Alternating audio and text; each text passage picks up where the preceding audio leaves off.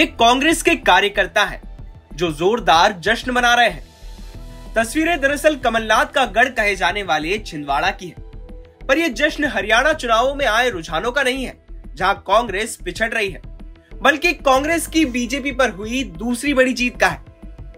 दरअसल यहां कांग्रेस के नगर निगम अध्यक्ष धर्मेंद्र सोनू मागो के खिलाफ बीजेपी के द्वारा लाया गया अविश्वास प्रस्ताव अग्नि परीक्षा में फेल हो गया, जिसके बाद कांग्रेसियों ने जमकर जश्न मनाया। वहीं जीत के बाद नगर निगम अध्यक्ष ने इसे सत्य की जीत बताया। लेकिन आज यह साबित हो गया कि सत्य पराजित नहीं हो सकता। मैं आपसे बताना चाहता हूं कि आदरणीय कमलनाथ जी और आदरणीय नकुलनाथ जी ने हमेशा हम लोगों को प्रेरणा दी है कि सत्य के साथ चलना है, संघर्ष करना है। जनता की सेवा करने के लिए हमें इस पद पर नियुक्त किया गया था। हम पहले भी जनता का सेवा कर रहे थे और अभी भी हम जनता की सेवा करेंगे। बता दें कि अविश्वास प्रस्ताव पारित होने के लिए कम से कम 2/3 वोटों की जरूरत थी। छिंदवाड़ा नगर निगम में कुल 48 सदस्य हैं, जिसमें से वर्तमान में 14 पार्षद कांग्रेस के थे और 34 पार्षद बीजेपी के। इसका मतलब प्रस्ताव पास कराने के लिए 32 वोटों की जरूरत थी, जो कि बीजेपी के पास थे भी। लेकिन आज हुई वोटिंग में अविश्वास प्रस्ताव के पक्ष में सिर्फ 27 वोट पड़े और 21 वोट विपक्ष में, जिसके बाद ये प्रस्ताव औंधे मुंह गिर गया। इससे यह भी साफ हो गया कि बीजेपी के पार्षदों ने क्रॉस वोटिंग की है।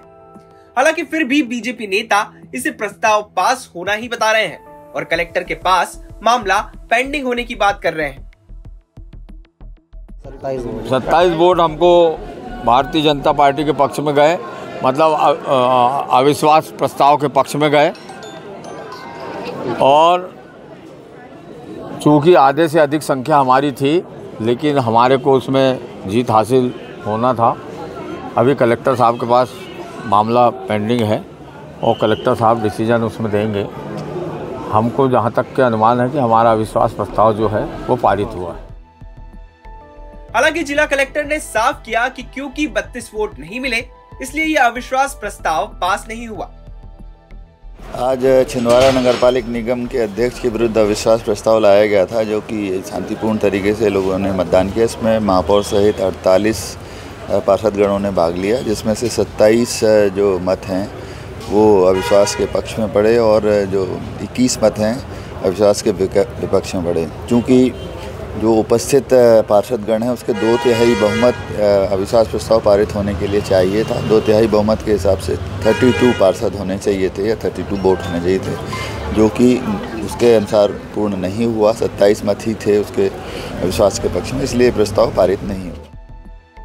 दरअसल बीजेपी द्वारा लाए गए अविश्वास प्रस्ताव पर नगर निगम सभा कक्ष में मंगलवार सुबह 11 बजे से कार्रवाई शुरू हुई।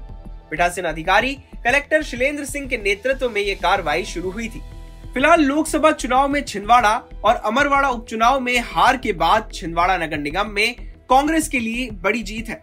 वहीं एक बार फिर यहां बीजेपी में जारी अंदरूनी गुटबाजी उजागर हो गई है। छिंदवाड़ा से पवन शर्मा की रिपोर्ट, MP तक।